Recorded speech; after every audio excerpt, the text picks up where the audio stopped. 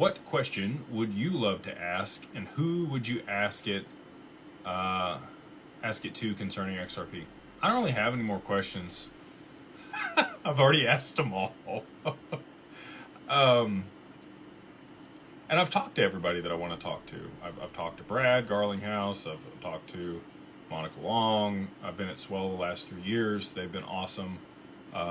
Jack McDonald, David Schwartz, and I don't talk to them about price of anything. I just ask them about functionality of the network and where things are at as far as adoption goes. You know, when they think certain things will be available.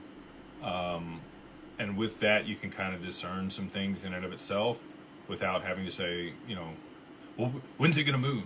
You know, like, that's not going to ever go over well. That is probably the most uneducated question a person can ask. Not that it's a bad question, because if you're new here, I mean, that's the obvious question. You're making an investment, you're looking for a return on it. I get that. But if you've done the research, you should be able to communicate with people in a way where you're able to make some discernment on time frame and appreciation based on adoption of the network, amendments, what partnerships are available, how's this going to be used and in what capacity, is XRP a commodity, a security, or a currency? You know, like, that's been answered. All those things have been answered. So I don't have, XRP is a foregone conclusion in my mind, and I don't have any additional questions about it. I know that it's going to be $100, $1,000, $5,000, $10,000, $50,000, $100,000, and the first jump's going to be very fast, and then over time it'll continue to rise in value as it's used in a much greater capacity.